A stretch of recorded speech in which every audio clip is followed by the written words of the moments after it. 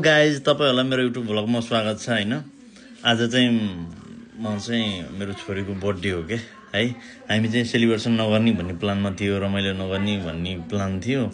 अनि तर अब बर्थडे गर्लको मामुलाई अलि चित्तै बुझेन। केही नभए नि बुढो फोटोसुट भए नि गर्दिनु न भने हैन। अब फोटोसुट भन्दा त्यस्तो धुमधाम त हैन, घरै मोबाइल छ, मोबाइलले भए नि 2-4 वटा भए फोटो खिच्दिनु न।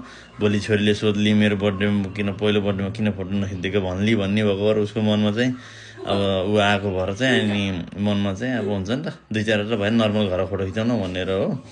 खासै नै हामी चाहिँ खासै सेलिब्रेसन नगर्ने भन्नेमा हो, पहिलो बर्थडे नगर्ने, त्यसपछि बर्थडेहरु गर्ने भनेको।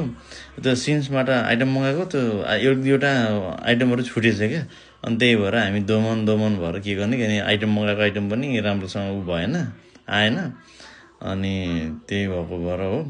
अब छोरी चाहिँ आज चाहिँ 1 वर्ष पुरा पुग्यो है। अनि त्यही भएको भएर हामी चाहिँ आज चाहिँ घरमै सेलिब्रेसन, बाहिर जाने भन्ने प्लान थियो तर बाहिर चाहिँ झरी पर्दियो, झरी परेको भएर केही गर्न पाएन। अब बर्थडे गर्ल चाहिँ अब चेयरमा बसेर कोको मिलन हेर्दैछ हैन।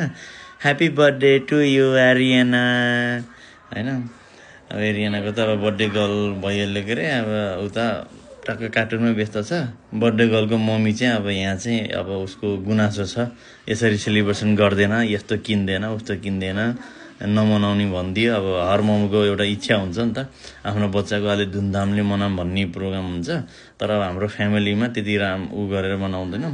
अनि हामीले पछि बेलुन टाँसेर अब यस्तो बनायौँ फर्स्ट बर्थडे भनेर यतिको त बनायौँ। त्यो ह्याप्पी बर्थडे भन्नु त्यो किन लेखेन होला भन्नुभएको थियो होला। त्यसको त्यो 1-2 वटा स्टिकरहरू त्यो अर्डर गर्दै छुटेछ क्या। अनि हामीले चाहिँ ह्याप्पी नलेखिकन बर्थडे गर्ल मात्रै बनाएको त्यो पनि हैन। ठिकै छ। यही भए पनि अब यही घरमै भए पनि 1-2 वटा भए नि फोटो खिचौँ अनि यसो भनेर हो। अब मेरो नानु चाहिँ कति राम्रो क्युट देखेछ उसलाई ड्रेसअपमा हैन।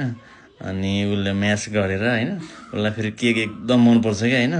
अनि त्यही माथि उसको हेर्नु न हैन, फोटोमा कस्तो मजाले खाइरहेको छ हैन। हामीले चाहिँ नकाट्ने, म्याच गर्ने भनेर क्या। अनि उसलाई चाहिँ केक काटे, एउटा केक ल्याएर उसलाई खेल्न दिएको, ल खेलोस् खाओस् भनेर त बर्थडे गर्ल भएको भएर भनेर छोरीलाई यसरी खेल्दैछन् खाँदैछन्। अनि हामीले चाहिँ पछि 1-2 वटाहरू फोटो खिच्यो हैन। अनि मैले चाहिँ यहाँ अब सबै फोटो त हाल्न सकिनँ, अब भिडियो धेरै लामो बन्छ भनेर अलिअलि 5-7 वटा फोटोहरू हालियो। अनि जे होस् रमाइलो भयो। अनि खासै नै बाहिर गएर गर्ने भन्ने प्लान थियो। यहाँ पार्कहरू थियो राम्रो राम्रो।